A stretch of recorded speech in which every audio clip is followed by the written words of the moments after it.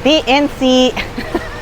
Nagsabay tayo sa rolling. Today is our celebration post KWC and our celebration for the 4th year anniversary of the new channel, and Quanta sent us some goodie. It comes in different flavors. If you're visiting our office, lagi kaming merong ganito.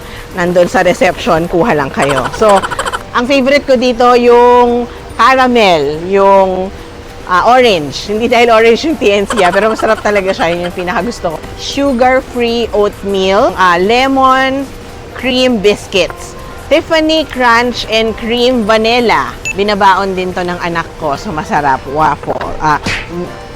Ano ba? Waffle? Waffle? Waffle.